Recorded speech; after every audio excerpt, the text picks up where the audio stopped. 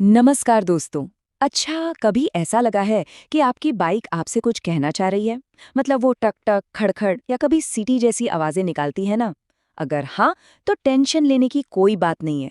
आज हम आपकी बाइक की इसी सीक्रेट लैंग्वेज को समझने वाले हैं, क्योंकि जानते हैं ये आवाजें ना असल में आपके इंजन का हेल्थ रिपोर्ट कार्ड होती हैं। जी हाँ, बिल्कुल। हर एक आवाज के पीछे ना एक वजह छुपी होती है। तो आज हम इन्हीं आवाजों को डिकोड करना सीखेंगे, ताकि आप एक एक्सपर्ट की तरह समझ सकें कि आपकी बाइक मजे में है या फिर उसे आपकी मदद की जरूरत है।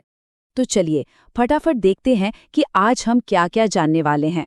हम शुरू करेंगे इंजन की आवाज के बेसिक से, फिर टिक-टिक और खड़-खड़ जैसी आम दिक्कतों को समझेंगे।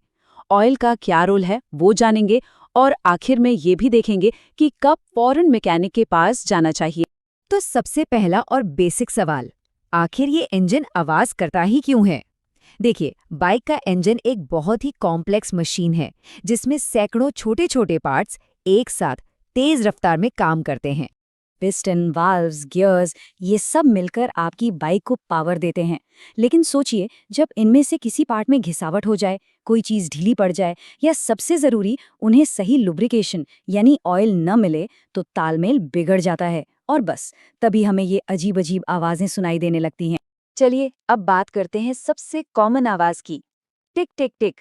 ये आवाज़ आपने भी सुबह-सुबह ठंडी बाइक स्टार्ट करते हुए ज़रूर सुनी होगी। ये भले ही बहुत आम लगे, पर इसे नज़रअंदाज करना एक बड़ी गलती हो सकती है। तो सवाल ये है कि ये टिक टिक की आवाज़ आखिर आती कहाँ से है? देखिए, ज्यादातर केस में इसका कारण होता है वाल्व और टैपेट के बीच का गैप। वो थोड़ा बढ़ जाता है, या फिर हो सकता है इंजन ऑयल काफी पुराना हो गया हो। शुरू शुरू में तो ये आवाज काफी हल्की लगती है, पर अगर इस पर ध्यान नहीं दिया ना, तो ये इंजन के बहुत जरूरी पार्ट्स जैसे कि वाल्व और कैम्पशाफ्ट को परमानेंटली डैमेज कर सकती है। अब आते हैं उस आवाज पर जिसे सुनते ही आपके कान एकदम खड़े हो जाने चाहिए। खड़खड़, या एक तरह की खड़खड़ाहट। दोस्तों, ये कोई छोटी मोटी वार्निंग नहीं है, ये एक इमरजेंसी अलार्म है। इस आवाज का सीधा सा मतलब है कि इंजन के अंदर कुछ बहुत सीरियस गड़बड़ चल रही है। और हाँ, अगर एक्सेलरेटर देते ही ये खड़खड़ की आवाज और तेज हो जाए, तो समझ लीजिए ये एक रेड अलर्ट है। इसका मतलब या तो पिस्टन रिंग्स घिस चुकी हैं या फिर क्रैंकशाफ्ट बेरिंग खत्म हो रही है, और इसका अंजाम इंजन का बीच सड़क पर जाम हो जाना या पूरा का पूरा इंजन फेल हो जाना। तो इस आवाज को तो कभी भी इग्नोर मत कीजिएगा। अच्छा, टिक-टिक और खड़खड़ के अलावा भी कुछ और आवाजें हैं जो आपकी बाइक की कंडीशन के बारे में अलग-अलग इशारे करती हैं। चलिए जरा इन आवाजों को भी समझ लेते हैं। कभी हाई स्पीड पर तेज सीटी जैसी आवाज आई है?